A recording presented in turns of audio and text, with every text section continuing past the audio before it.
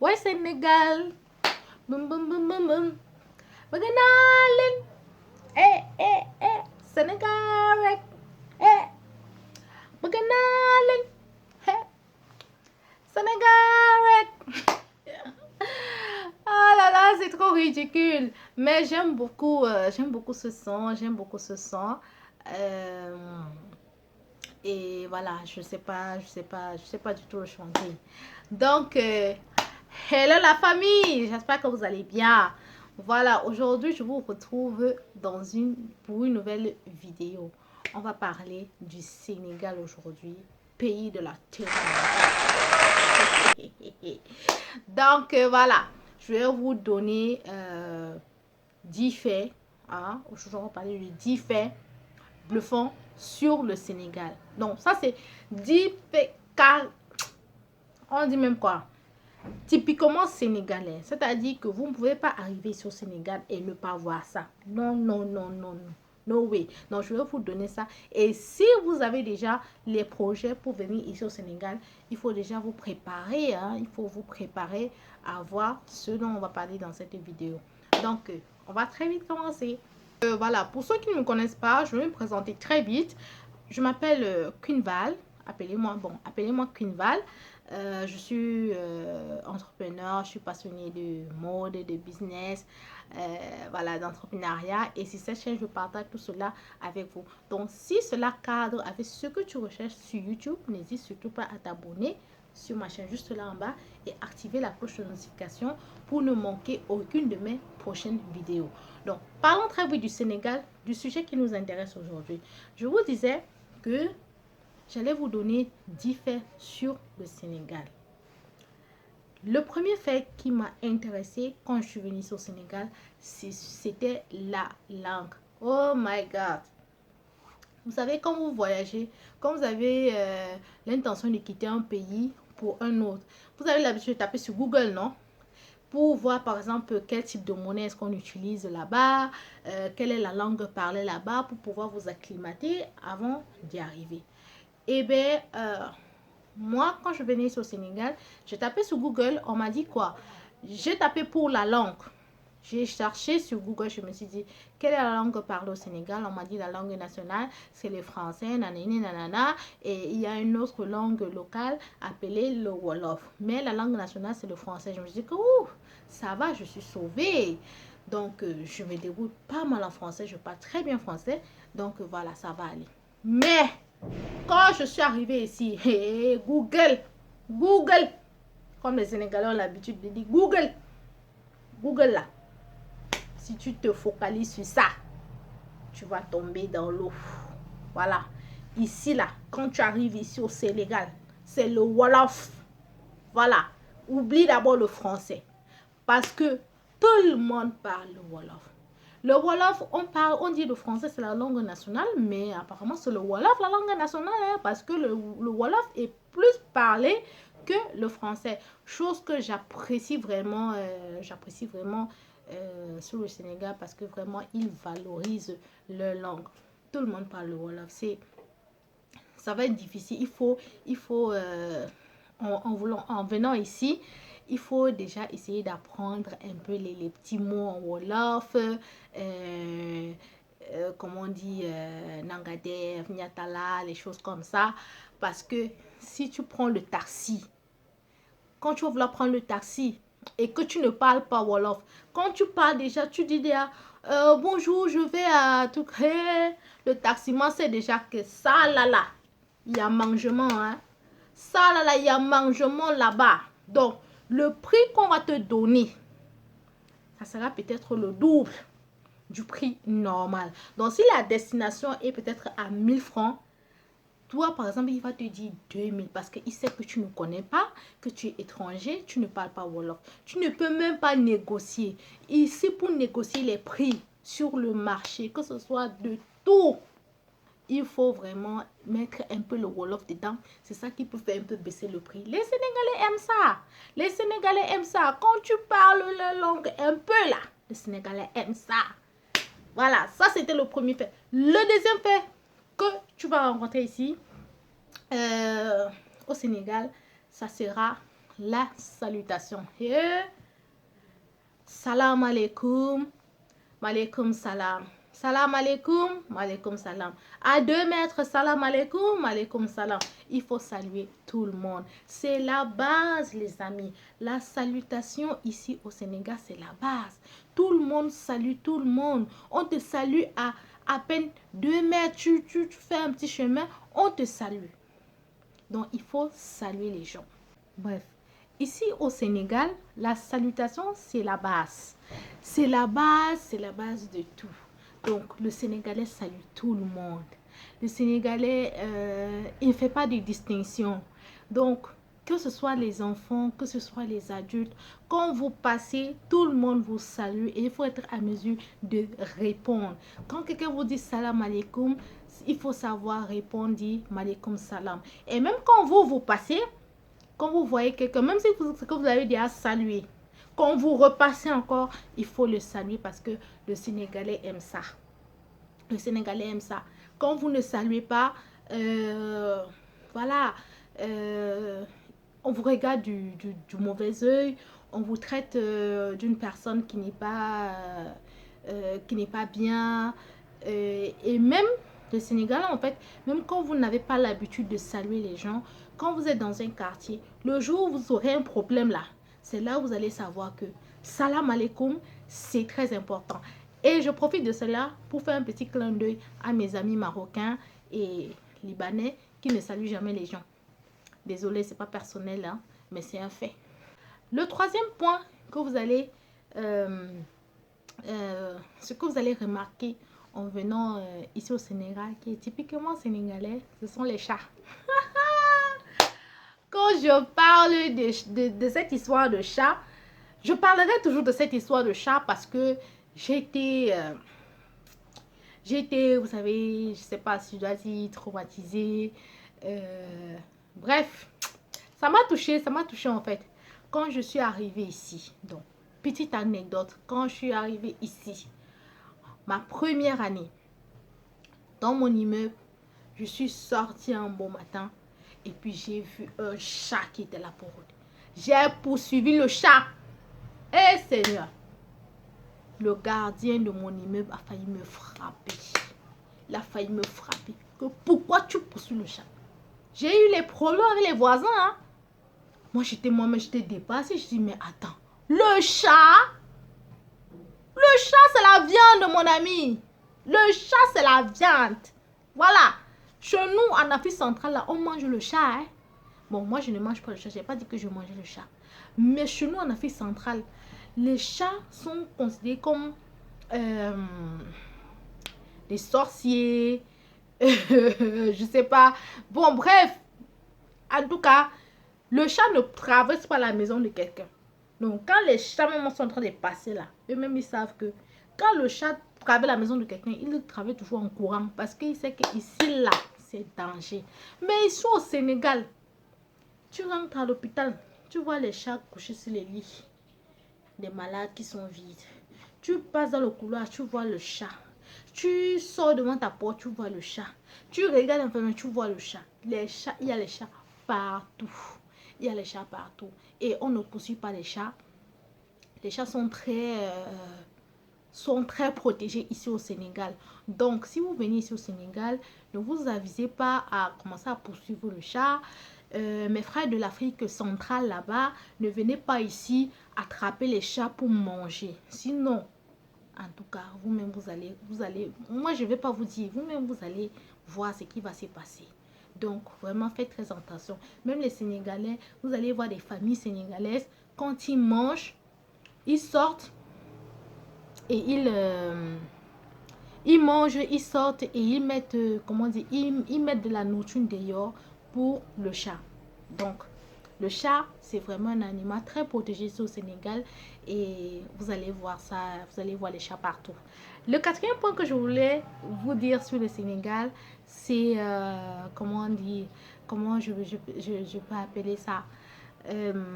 Vous savez, quand vous allez au marché, acheter à manger avec les mamans qui sont dans le marché, quand vous voulez donner de l'argent, ne donnez pas de l'argent avec la main gauche. On donne de l'argent avec la main droite. Les mamans là, elles n'aiment pas ça. Elles n'aiment pas ça du tout. Elles n'aiment pas ça du tout. Je ne sais pas si c'est tous les Sénégalais, mais en tout cas, à chaque fois, j'ai eu la remarque 2 ou 3 fois quand j'ai acheté des légumes avec la maman. Et moi, je ne savais pas. Je lui ai remis de l'argent avec la main gauche parce que ma main droite était un peu occupée. La maman, elle m'a regardé comme ça. Oh my God, le regard de ça. Le regard de ça. Toi-même, tu comprends vite. Mais je me suis dit, mais pourquoi?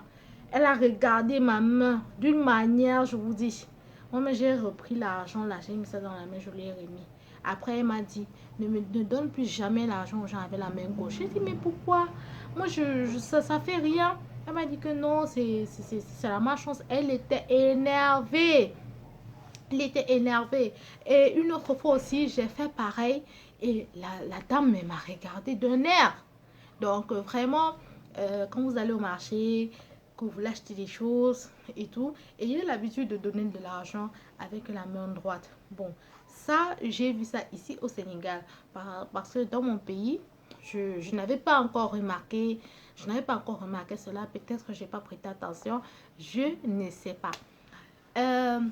Le 5e point, typiquement sénégalais, hein, parce que ça, c'est seulement ici au Sénégal que moi j'ai entendu ça, que j'ai vu ça. On ne vend pas le sel à partir de 18h. Comprendra qui comprendra. On ne vend pas le sel à partir de 18h. Quand tu viens ici au Sénégal, si tu comptes préparer, donc, c'est-à-dire, si tu comptes cuisiner dans la soirée ou bien que tu es occupé en journée, tu travailles et que tu sais que tu dois cuisiner. Mon frère, ma soeur, comment déjà acheter ton sel bien avant, hein? Achète ton sel en journée parce qu'il y a des boutiquiers qui vont refuser de vous vendre le sel. J'ai été victime de cela quand quand je venais d'arriver. J'étais allée à l'école, je suis rentrée des cours le soir et j'avais pas cuisiné, j'avais pas non plus déjeuné étant dehors. Donc, je me suis dit, je vais faire bouillir mon riz. J'ai commencé à préparer et je me suis rendu compte que je n'avais plus du sel.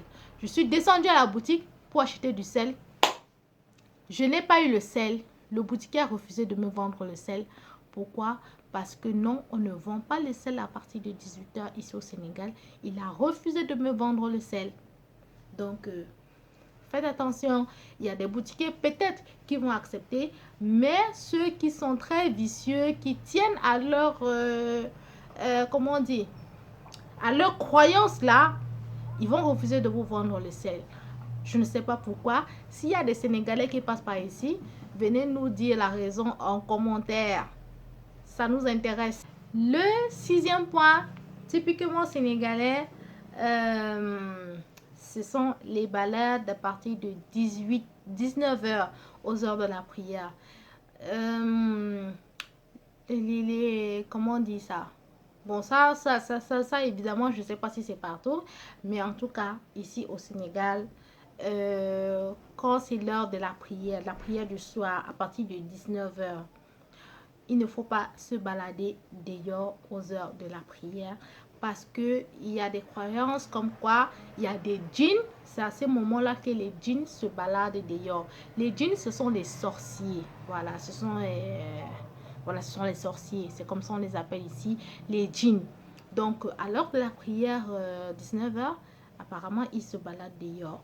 Donc, si tu pars chez un Sénégalais, si tu rends visite à un Sénégalais qui est très croyant,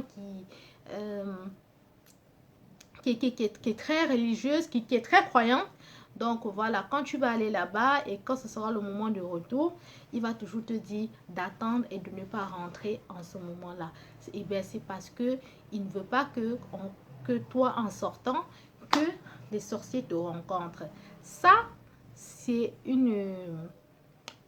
voilà, c'est typiquement sénégalais en fait. C'est typiquement sénégalais, je pense.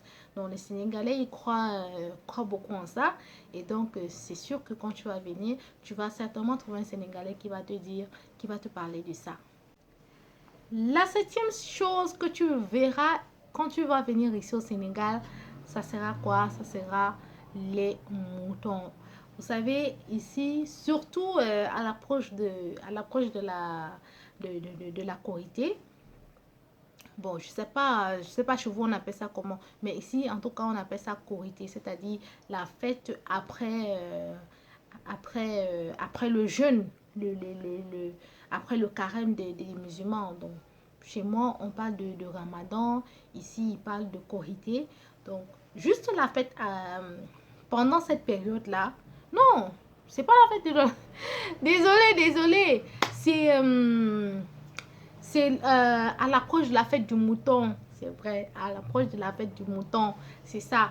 Vous allez voir. Mais même déjà, avant la Korité, ça se voit déjà. Il y a des familles qui font déjà ça. Donc, si vous arrivez ici au Sénégal, vous allez voir devant les portes, devant les immeubles, des moutons attachés. Donc, ne soyez pas surpris, ne soyez pas choqués que voilà pourquoi est-ce qu'on attache les moutons devant les immeubles, devant les maisons. Et bien, c'est comme ça ici au Sénégal, surtout dans la ville en ville. Voilà, en ville, c'est comme ça. En ville, vous allez voir ça. Les gens qui attachent leurs moutons devant la porte. Et aussi le fait le plus bluffant et rigolo par rapport aux moutons ici, c'est que les moutons, eux, ils mangent des cartons. Pas seulement des cartons, mais c'est la première fois que moi je vois ça. J'ai jamais vu ça ailleurs à part au Sénégal. On prend les cartons, moi je parle des cartons, les vrais cartons papier, les vrais cartons. On prend les cartons, on déchire, on met en pièces, on mélange avec la nourriture de mouton, je sais pas c'est quoi. On mélange le carton avec, je sais pas, les autres nourritures. Et on met ça dans les bacs et on donne ça à manger aux moutons. Moi, je sais qu'à l'école, on m'a toujours appris que le mouton est un herbivore. Voilà, le mouton est un herbivore. Donc, même chez moi, quand tu voyais les bergers, ils sortaient leur bétail, ils s'accompagnaient voilà, vers les rivières, là où il y a de la verdure, pour leur donner à manger, pour que ces chèvres-là mangent de l'herbe. Mais ici au Sénégal, les chèvres mangent des cartons.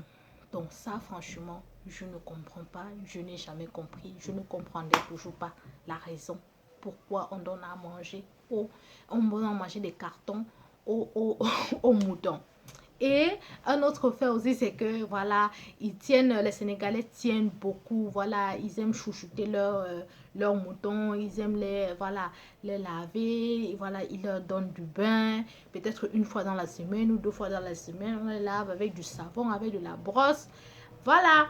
Moi, personnellement, ça m'a pas trop surpris, mais pour la petite anecdote, j'ai une cousine qui est venue ici à Dakar, il y a de cela quelques temps. Et elle a vu ça, on était là, je l'ai amené, je lui ai dit que bon, aujourd'hui je te fais balader, on va un peu essayer de voir un peu, je te montre un peu des petits coins dans Dakar. Et on marchait comme ça, on s'est arrêté, il y avait une laverie, il y avait un monsieur qui avait amené son mouton à la laverie, on l'a lavé, là où on lave les voitures, et elle était choquée, elle me dit que mais attends, on lave les moutons, on lave les moutons à la laverie. J'ai dit mais attends, tu veux quoi? Les moutons aussi, ils ont besoin de propreté. Ou bien, je me trompe ou pas. Donc, c'était un peu ça pour la petite anecdote. Donc, ne soyez pas surpris, ne soyez pas choqués quand vous allez voir ces habitudes-là. C'est typiquement sénégalais. Voilà. La 8e chose que vous allez voir ici au Sénégal, et voilà, qui risque peut-être vous étonner, dans quelque chose de différent de ce que vous avez l'habitude de voir dans votre pays, ce sont les Baïfal. C'est quoi les Baïfal? Pour moi, les Baïfal, je pense que ce sont ce sont un peu des sortes de...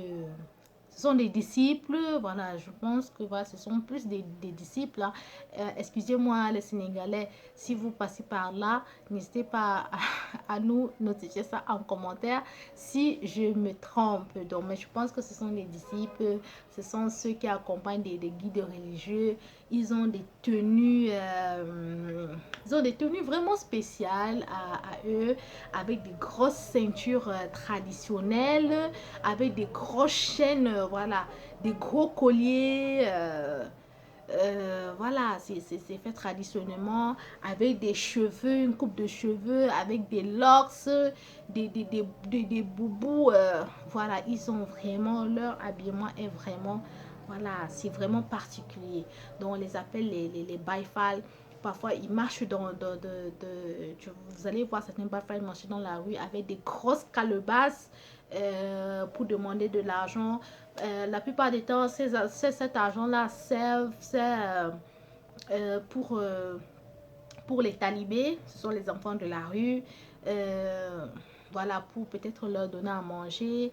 Il y a des baïfas pendant la période du Ramadan, ils collectent aussi de l'argent pour soutenir par exemple les personnes qui n'ont pas de quoi couper leur jeûne et tout. Donc ce sont ces personnes-là. Vous allez certainement les voir dans les marchés, dans la rue, dans la ville. Quand vous allez marcher, vous allez les voir. Ils ont un accoutrement. L'accoutrement est vraiment spécial. Hein? Ce sont les baïfals. Le 9e point que je voulais partager avec vous sur le Sénégal, c'est quoi? Eh bien, ce sont les mots à ne surtout pas dire. Je dis les mots à ne surtout pas dire à un Sénégalais. Vous savez, franchement, il y a des trucs que quand on t'a pas dit là, si tu n'as pas vécu, donc si tu n'as pas vécu ça, tu peux pas savoir. Il y a des mots que tu vas, donc quand vous allez prononcer comme ça là, quel qu'en soit le Sénégalais, même si c'est un homme très respectueux, bien habillé en costume, intellectuel, et que vous lui dites ça, il ne va pas vous laisser tranquille. Ah non, non, vous allez d'abord finir. Il y a des mots qu'il faut surtout et à ne surtout pas dire à un Sénégalais. Surtout pas à des taximans, surtout pas à des apprentis. Les gars qui conduisent les cars rapides, ce sont des sortes de bus, de minibus de transport en commun. Parce que ce sont des gars qui sont d'abord violents, ils sont d'abord sauvages. Donc, vraiment, il y a certains mots-là. Quand vous allez leur dire, vous allez bagarrer. Même si c'est que vous allez finir à l'hôpital, ils s'en foutent. Ce sont des mots comme quoi? Kata sandai, doul. Les deux mots-là. Ça, c'est la pire des injures. Je pense que c'est la pire des injures que tu peux donner à un Sénégalais. Et vous allez finir là. Kata sandai, doul. Ne dis pas ça en sénégalais. Même si c'est que vous êtes discuté comment vraiment prendre ton souffle, respire, avale quoi, avale. Mais ne lui dis surtout pas ces deux mots. Dis tout ce que tu veux, mais ne dis pas kata sandai, ne dis pas doul. Ne viens pas me demander ce que ça veut dire. Retiens qu'il ne faut pas dire ça à un Sénégalais. C'est une injure et c'est la plus grave des injures que tu peux donner à un Sénégalais. Vraiment. Be careful.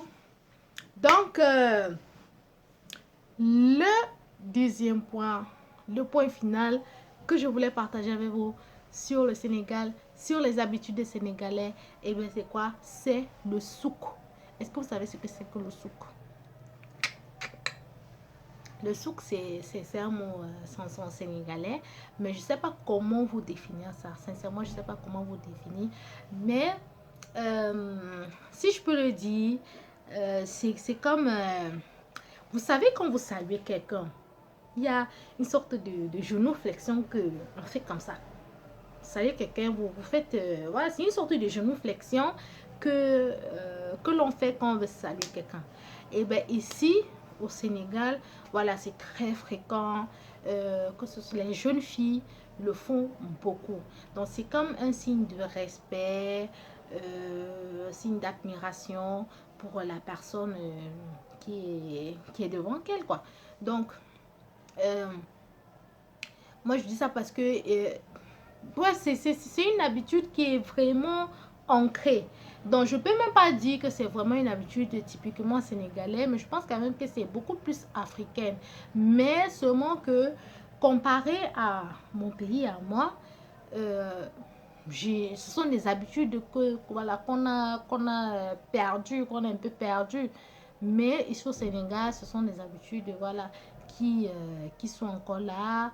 Euh, oui, c'est encore là parce que je me rappelle même quand j'étais allée, quand j'ai vu ça, c'est quand j'étais allée, je sais plus où est-ce que j'étais, mais il y avait une jeune fille aussi, une jeune fille comme moi. Et voilà, on devait saluer, on était arrivé quelque part, on saluait certains aînés. Voilà, des messieurs, on savait, voilà, c'était des messieurs, donc on les saluait. Bon, moi je suis venue là tranquille, en faisant ma belle, j'ai salué tranquillement, j'ai tendu la main, j'ai salué tout le monde. Et elle, quand elle est venue, elle a salué, elle a fait ça, elle a fait ça. Et ici, elle salue, elle fait ça. Et les autres filles, quand elles passaient, elles faisaient la même chose. Je me suis sentie un peu ridicule. Je me suis dit que, mais attends, donc c'est moi l'intrus en fait. Donc, vraiment, et c'est après que je me suis rendu compte que c'est voilà, c'est dans les habitudes sénégalais. Ce n'était pas que voilà, c'était moi qui était vraiment irrespectueuse et tout, mais c'est vraiment sénégalais. Même quand les petits enfants, quand ils vous saluent, vous allez les voir, ils font toujours ça. C'est un signe de respect et tout. Bon, chose que je trouve vraiment intéressant, très bien. Mais je me dis que quand même il y a des milieux voilà où on peut le faire et tout, c'est pas partout. Mais bon, chacun avec ses convictions, chacun avec sa manière, chacun avec ses habitudes. Vous voyez un peu. Donc, c'est fini pour cette vidéo. C'était ce que je voulais partager avec vous aujourd'hui. Est-ce que cette vidéo sur le Sénégal vous a plu? Et qu'est-ce que vous avez pensé des 10 faits que j'ai notés par ici? Est-ce que c'est vrai ou est-ce que c'est faux?